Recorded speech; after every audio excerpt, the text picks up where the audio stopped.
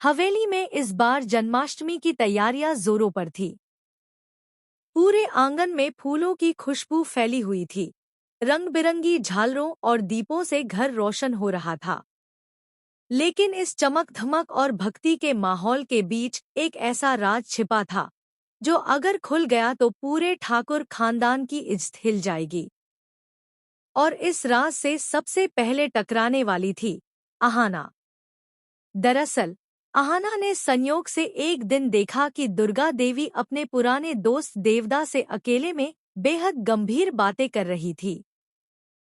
आहाना को कुछ अजीब सा महसूस हुआ और वह छुपकर उनकी बातचीत सुनने लगी। अगले ही पल जो सच सामने आया उसने आहाना की रूह तक हिला दी। दुर्गा देवी और देवदा सिर्फ दोस्त नहीं थे, वे कभी एक दूसरे की मोहब्बत हुआ करते थे। दोनों एक दूसरे से शादी करना चाहते थे, लेकिन वक्त और हालात ने उनकी मोहब्बत को अधूरा छोड़ दिया। ठाकुर परिवार ने दुर्गा देवी की शादी कहीं और करवा दी और देवदा अपनी दुनिया से कटकर एक गहरी चुप्पी में खो गया। यह जानकर आहाना की आंखें भर आईं। उसे महसूस हुआ कि दुर्गा देवी का चेहरा जितना सख्त और कठोर दिखता है, भीतर से वह उतनी ही टूटी हुई और अकेली औरत है। उसी पल आहाना ने ठान लिया कि वह चाहे जितनी मुश्किलें क्यों न आएं, दुर्गा देवी और देवदा को फिर से मिलवाएगी ताकि उनका अधूरा प्यार मुकम्मल हो सके। लेकिन यह काम इतना आसान नहीं था। जब आहाना ने पहली बार दुर्गा देवी से इस बारे में बात की और कहा कि मां जी, मैंने आपकी और देवदा जी की बातें सुन ली है। मुझे सच पता है, आप दोनों एक दूसरे से सच्चा प्यार करते थे। यह सुनते ही दुर्गा देवी के चेहरे का रंग उड़ गया। वह गुस्से और डर के मिलेजुले भाव में बोली, आहाना, यह बात अगर घर में किसी और को पता चली तो मेरी इस मिट्टी में मिल जाएगी। लोग मुझे बच्चलन कहेंगे। तुम वादा करो कि यह राज तुम किसी को नहीं बताओगी। आहाना ने उन्हें समझाया, मां जी, सच्चा प्यार कभी छुपाना नहीं चाहिए। यह भगवान का दिया हुआ सबसे अनमोल रिश्ता है। आपको अब भी मौका है कि आप अपने दिल की बात देवदा जी से कहें।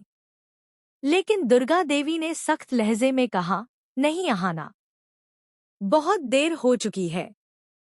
जब मैं जवान थी और चाहती थी तब मैं कुछ नहीं कर पाई।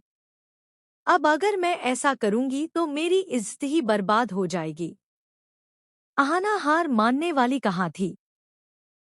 वह सीधे देवदा के पास गई और बोली, अगर आप चाहें तो मैं आपका अधूरा प्यार पूरा करवाने में मदद कर सकती हूँ।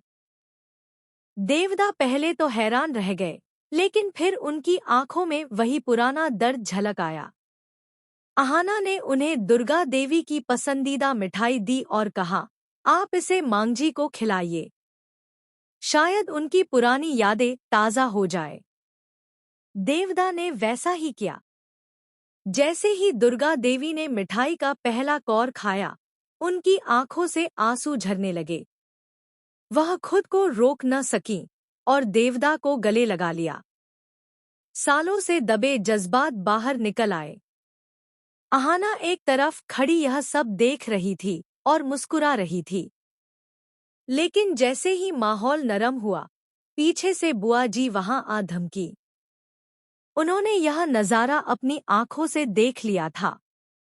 बस फिर क्या था, बुआ जी ने पूरे घर के सामने शोर मचाना शुरू कर दिया। अरे वाह, हमारी दुर्गा देवी तो पराए मर्दों से गले मिल रही हैं। यही इज्जत बचाने वाली ठाकुर घर की बहू है। पूरा घर सकते में आ गया। सबकी नजरें दुर्गा देवी और देवदा पर टिक गईं।